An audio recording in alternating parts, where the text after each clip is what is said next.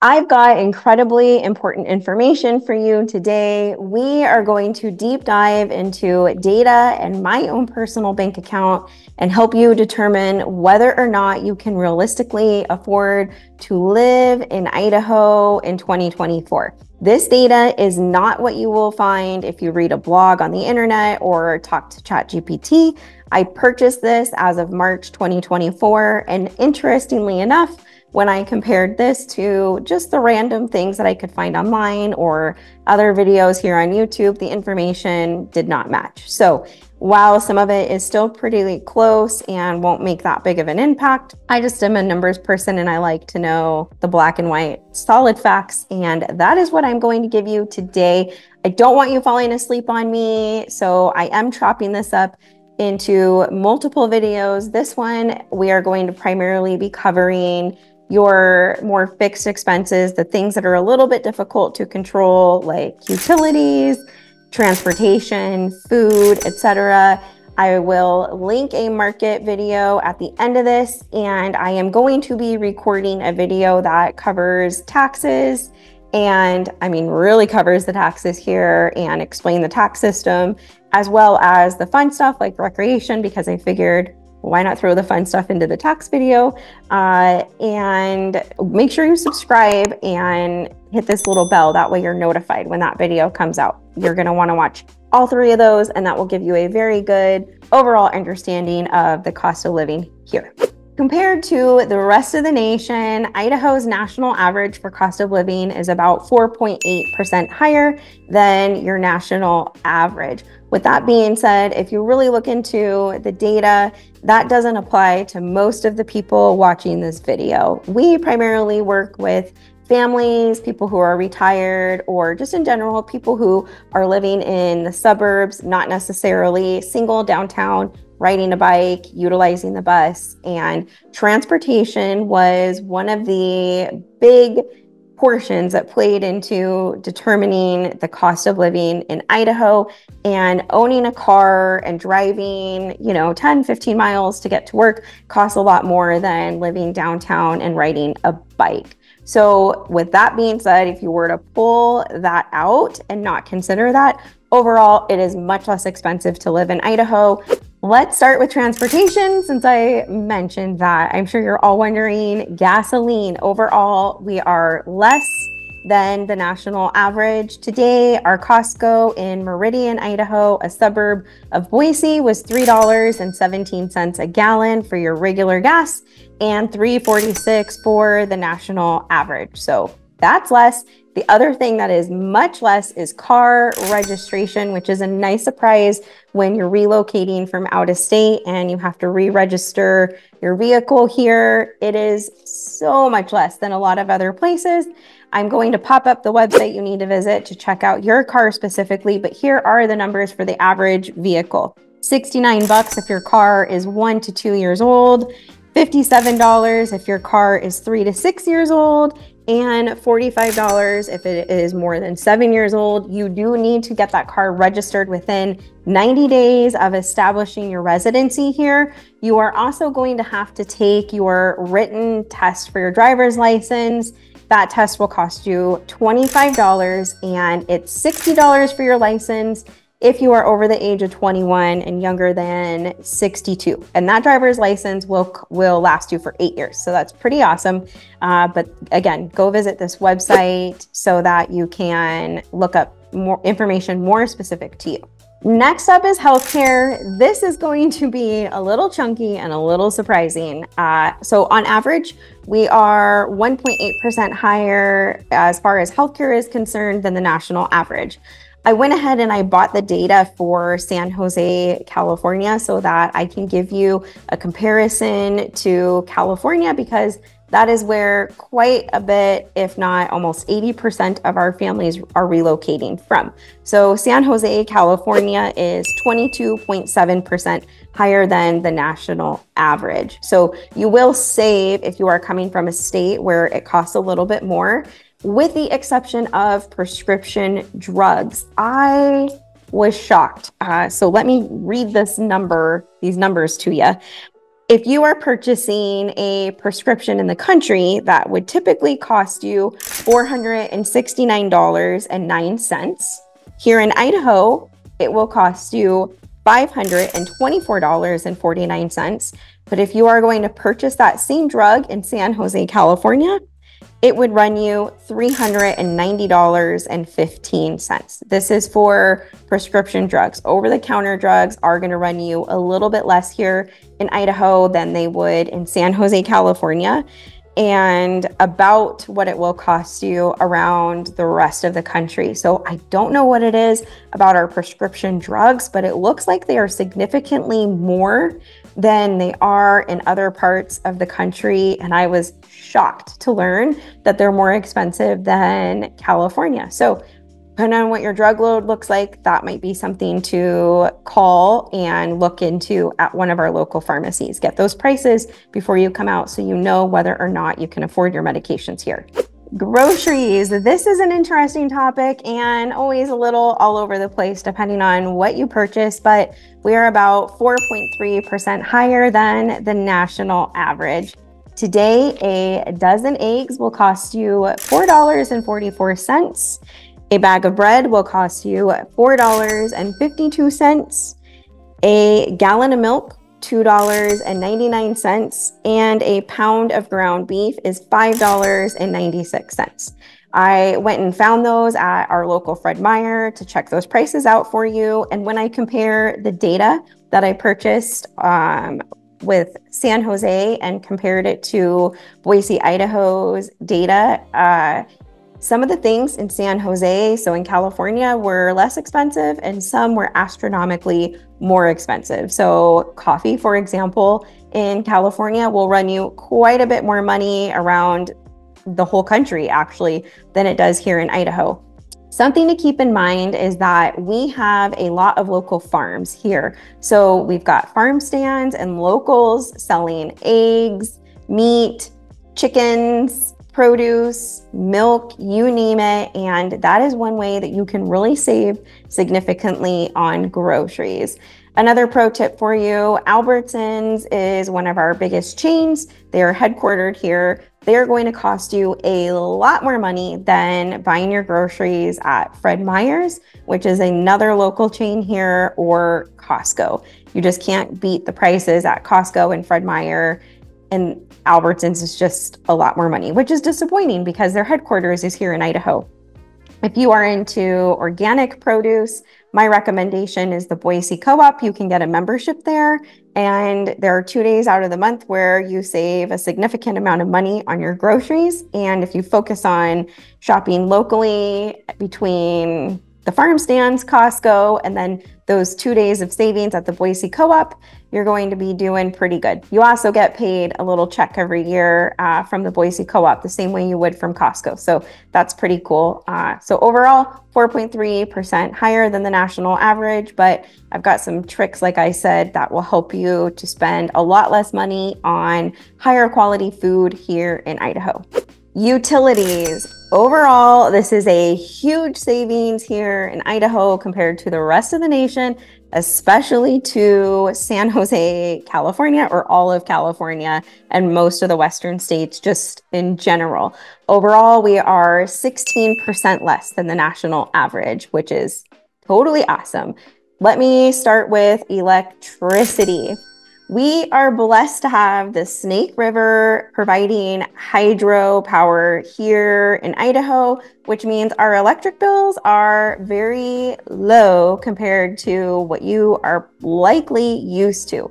So our average electric bill throughout the year, it averages to the mid $60 range. Our highest in the wintertime in December, the most it's ever been was $180 and some change. This year so far, just January, February, March, compared to last year in January, February, and March, you will not believe this because I had no idea and I was shocked.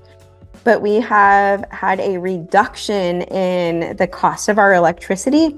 And so far we have spent $18.51 less on electricity this year than we did last year. So I was pretty surprised by that.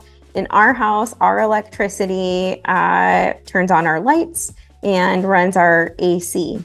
That I just was very shocked to see that it went down, and so did a lot of our other utilities. Something that I would also like to add on about electricity is once you have established some history, you can contact the electric company and ask for equal pay. And equal pay will help put you on the same bill every single month if you don't want to do the roller coaster of the ups and downs.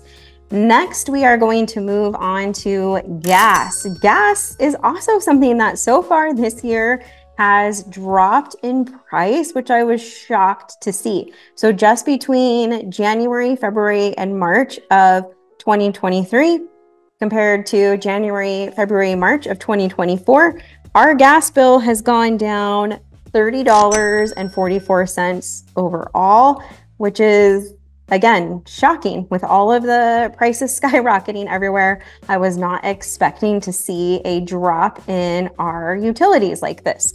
So our least expensive gas bill last year was in the $11 range, and the highest was $93.09. Our gas runs our furnace, our stove, and our hot water heater. It fluctuates quite a bit. A lot of that has to do, for us, I believe, with hot showers. A lot of people are not aware that your gas bill could also be going up in those cold winter months because you're taking longer, hotter showers to help kind of warm up from those cold days outside. So that is one way that you can cut down the cost of gas, is just by being mindful of how long your hot showers and how hot your hot showers are. But overall, our gas bill, again, 2024, it's gone down. And like I said, the most expensive one was $93.09 and the lowest was $11. And our average are really hard because it's kind of all over the place, but I'd say in the 20-something dollar range most months of the year. Our garbage has gone up this year in 2024. It is $1.38 more. So last year it was, or I should say it's been $1.38 more over the last 3 months combined compared to last year. So we were at $59.91 a month in 2023, and we are now at $61.29 in 2024. Water is a hot topic here in Idaho, and that is because at our core, we are still a farm town, which means water rights are a really big deal. Okay, you're probably not going to be moving to a farm or starting a farm. You're more than likely going to end up in the suburbs, which means you're probably going to be in an HOA, because here in the Treasure Valley, most homes fall within an HOA. Our HOAs do not have a bad rap like they do around the rest of the country. Here, they are actually quite a blessing and do a lot for us. And they are also pretty stinking affordable. Most HOAs include irrigation water in your dues, and irrigation water gets turned on in spring and gets turned off sometime in fall. And that is the water that you get to use to water your lawn. Now, that is not the case everywhere in Idaho, and if you move into a suburb neighborhood where the HOA requires you to keep your lawn green in the spring and summer, you are looking at spending somewhere in the $500, if not more, range to water your lawn if irrigation is not included. That is why it's really important that you reach out to us, give us a call, write us an email, shoot us a text so we can help you relocate here. We're very experienced. We're actually the #1 relocation team here in Idaho, and we can help prevent you from relocating to a neighborhood where you might end up paying $500 or more a month to water your lawn. Unless that's what you want to do and you can afford it. There are some amazing, beautiful neighborhoods that do not have that irrigation water. And we've also helped families relocate there because they just absolutely loved those communities. They're still great communities. But if that is not in your budget and our normal monthly water and sewage bill is, then you definitely don't want to end up in one of those neighborhoods. What is our average water and sewage bill It is on average for us $27, and we pay that by monthly. So it's pretty low. And another thing that I was absolutely shocked about is from last year to this year, our water has also gone down.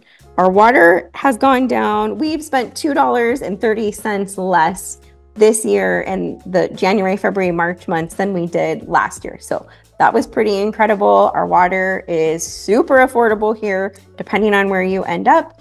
Lawn service. So the HOA does not include your individual lawn, and this is a place where you are probably going to be spending a lot more money for your lawn service than you were or are wherever you're coming from.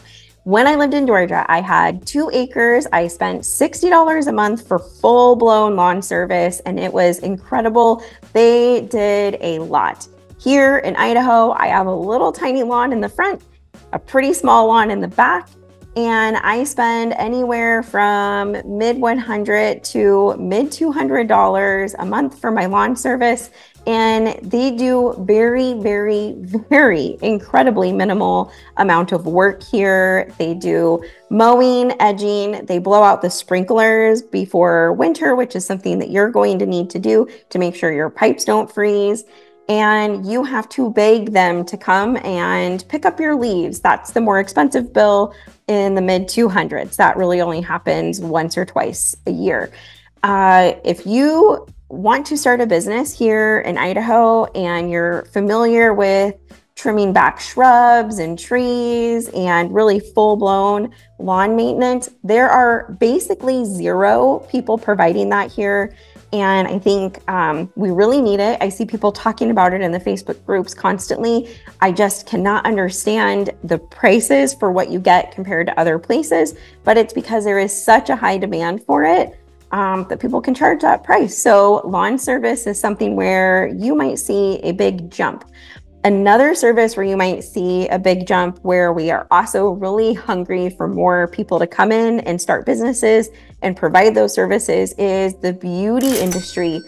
You would not expect that the beauty industry here in laid back Idaho would be so stinking expensive, but it is. People are just blown away when they move from Los Angeles, Seattle, Portland, big cities, or really much more expensive suburbs. And they go to get their hair colored or cut, or a men's haircut, and they find out that the prices here are just astronomical. And again, it's because we've had such a big boom in growth in our population here, but our businesses have not quite caught up. So people can charge significantly more for their services than they do. I started dyeing my own roots a couple years ago to kind of help keep the cost down. My mom actually trims her own hair. So if you are in the beauty industry and you want to start your own business, that's another great place. But as far as your personal bank account is concerned, looks like you're probably going to spend a little bit more or a lot more for those haircuts. Let's talk childcare. So childcare is roughly, for full-time childcare for a younger child or infant, is going to cost you about $1,000 a month.